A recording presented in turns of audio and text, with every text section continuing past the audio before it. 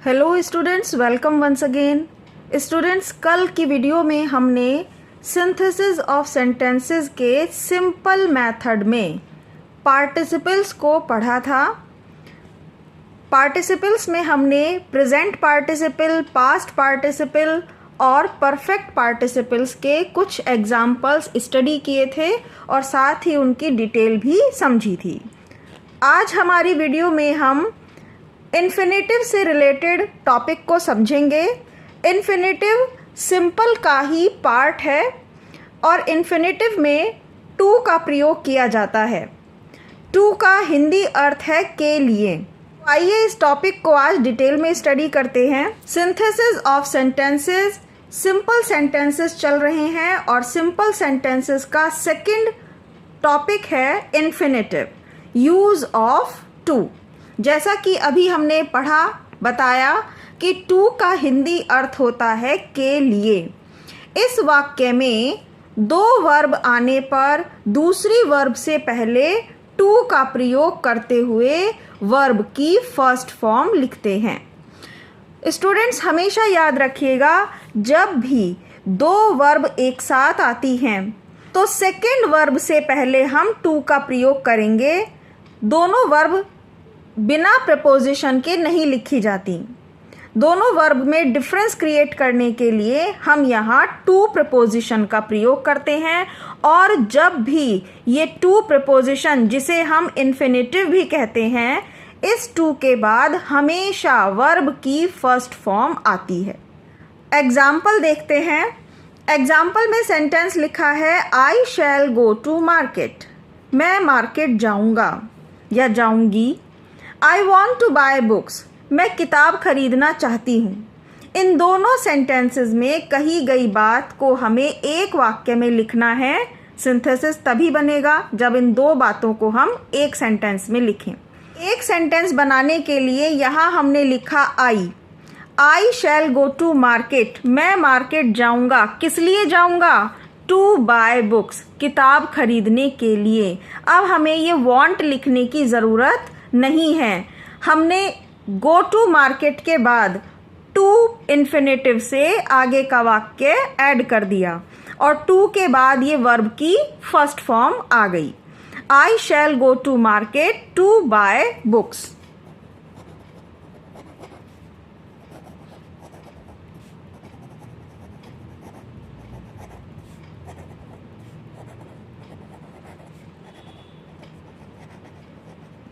Main बात हमें यहाँ लिख देनी है कि मैं मार्केट किस लिए जा रहा हूँ? किताबें खरीदने के लिए। तो के लिए शब्द की इंग्लिश आ गई यहाँ to. I shall go to market to buy books. अब इसी में एक और प्रकार का वाक्य आता है पैसिव वॉइस सेंटेंस। अगर आंसर बनाते समय हमें पैसिव वॉइस यूज करना पड़ रहा है तो हम पैसिव वॉइस आने पर टू बी का प्रयोग करेंगे और वर्ब की थर्ड फॉर्म का प्रयोग करते हैं। टू के साथ बी लिखेंगे और फिर क्योंकि पैसिव वॉइस में हमेशा वर्ब की थर्ड फॉर्म आती है तो इसके बाद हम वर्ब की थर्ड फॉर्म लिखेंगे। एग्जाम्पल है इसका, she wants to educate her सन।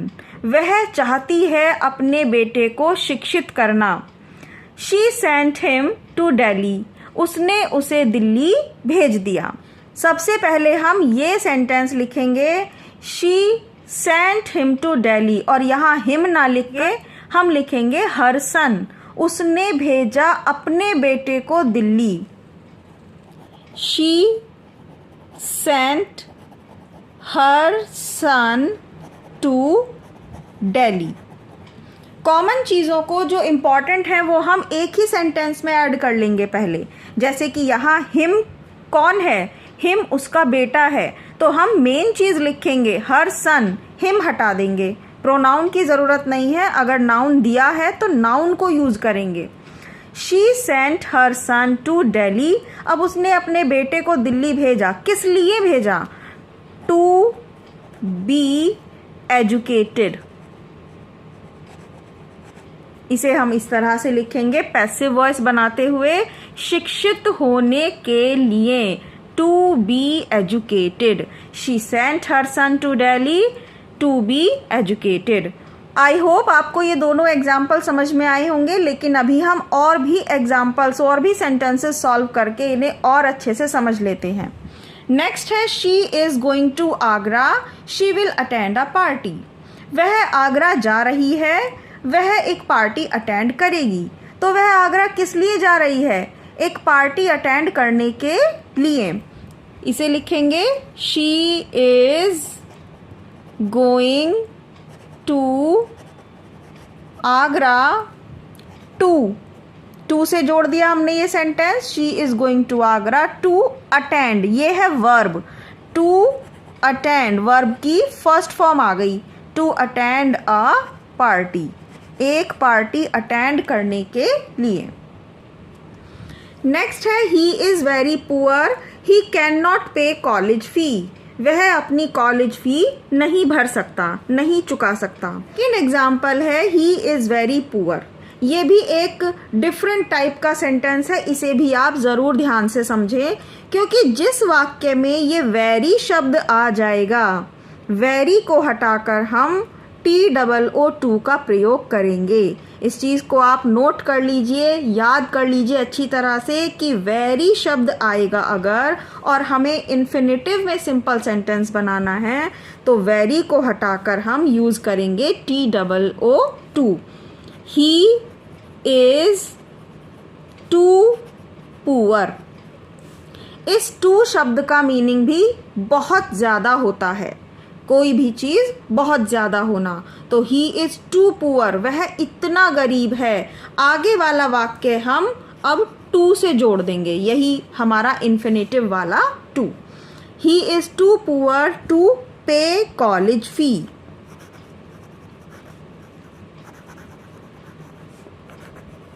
इस सेंटेंस में नेगेटिव सेंस, ये जो कैन नॉट वाली भावना है, कोई भी काम नहीं कर सकता, ये नहीं वाली फीलिंग छुपी रहती है।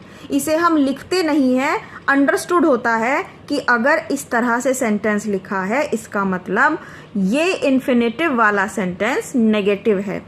ही इज़ टू पुअर, वह इतना गरीब है, टू पे कॉलेज फ़ी, कि वो कॉलेज फ़ी पे नहीं कर सकता। इसमें कहीं भी नॉट लिखा नहीं है, ये केवल अंडरस्टूड है। अब नेक्स्ट है number 3, Rupali works hard. Rupali कठिन मेहनत करती है। She wants to top the college, वह कॉलेज में टॉप करना चाहती है। तो कड़ी मेहनत किस लिए कर रही है? To top the college. किसी किसी सेंटेंस में तो आपको बिल्कुल इजीली समझ में आ जाएगा कि ये टू लिखा है, तो इसको जोड़कर हमें ये सेंटेंस एज इट इज लिखना है। Rupali works hard to top the college. Next sentence है number 4, the farmer was very tired, he could not walk on. ये सेंटेंस भी एक बार और रिवाइज कर लेते हैं, जैसे हमने अभी किया था वेरी वाला सेंटेंस। तो वेरी शब्द देखते ही आपको इसमें TOO का प्रयोग करना है इन्फिनेटिव के लिए। द फार्मर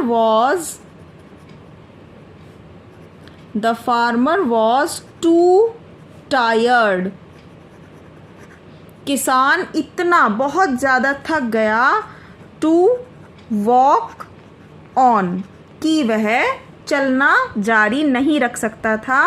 वॉक ऑन का मतलब है चलते जाना, कंटिन्यू, तो वो और ज़्यादा नहीं चल सकता था। Farmer was too tired to walk on.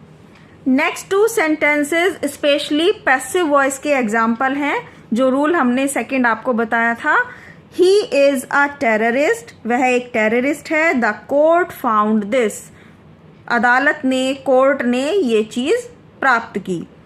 इसे कैसे लिखेंगे? यहाँ पहले ये वाला सेंटेंस आएगा, द कोर्ट फाउंड। अब ये दिस नहीं लिखेंगे क्योंकि दिस का मतलब यहाँ ही से रिलेटेड है। कोर्ट ने क्या पाया? कोर्ट ने पाया कि वह टेररिस्ट है। The court found him to be a terrorist.